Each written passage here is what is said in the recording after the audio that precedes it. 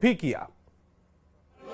तो तस्वीरें इस समय आपकी टेलीविजन स्क्रीन पर देवघर बाबा बैद्यनाथ मंदिर की तस्वीरें, जहां 5 पांडा पुरोहितों ने यह पूजा अर्चना संपन्न कराई है। पूजा संपन्न होने के बाद जेपी नड्डा देवघर के दुलमपुर में पहुंचे, जहां नए बीजेपी कार्यालय का उन्होंने उद्घाटन किया और फिर बीजेपी प्रदेश कार्यकर्ता सम्मेलन में वो शामिल हुए, जहां से उन्होंने 12 जुलाई के कार्यकर्ताओं को संबोधित भी किया।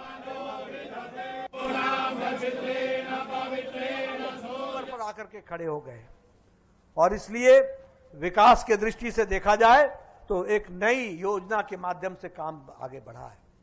प्रधानमंत्री ग्रामीण सड़क योजना के तहत गांव-गांव में सड़क पहुंच रही है।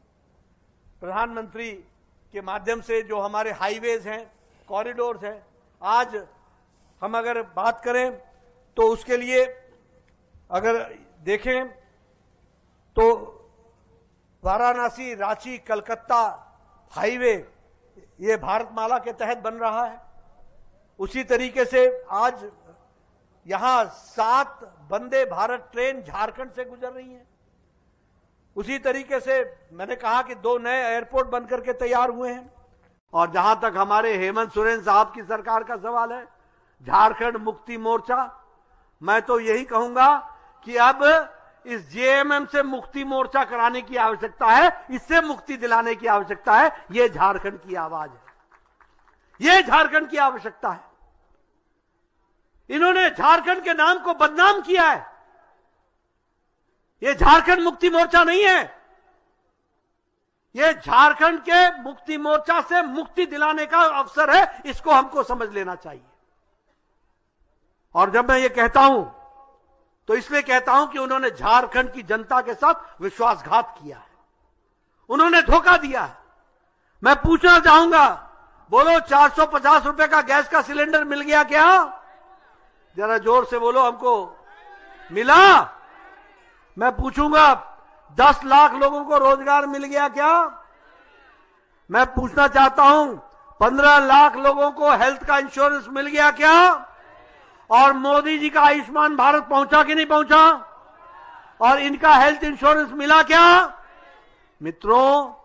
और ये भी हमारे किसान भाइयों को 3200 रुपए प्रति क्विंटल मिल गया क्या मित्रों? ये है इनके असली चेहरे। ये सारी जीतें किस बात को बता रही हैं कि अब भारत की राजनीति बदल गई है। अब जात के आधार पर, मजहब के आधार पर, तुष्टीकरण के आधार पर एक समाज को दूसरे समाज से लड़ाकर अब राजनीति नहीं होगी। अब राजनीति होगी तो मोदी जी के कहे अनुसार सेवा की राजनीति होगी और सेवा के माध्यम से जनता की सेवा की जाएगी। इस काम को हम आगे बढ़ाएंगे।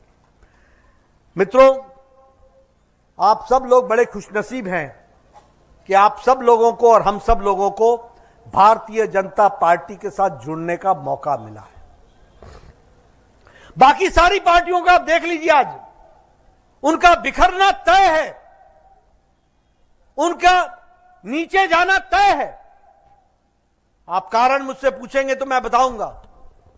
कारण यह है कि भारतीय जनता पार्टी अकेली पार्टी है जो विचारनिष्ठ पार्टी है, वैचारिक पार्टी है, अकेली पार्टी है। कोई पार्टी विचारनिष्ठ नहीं है।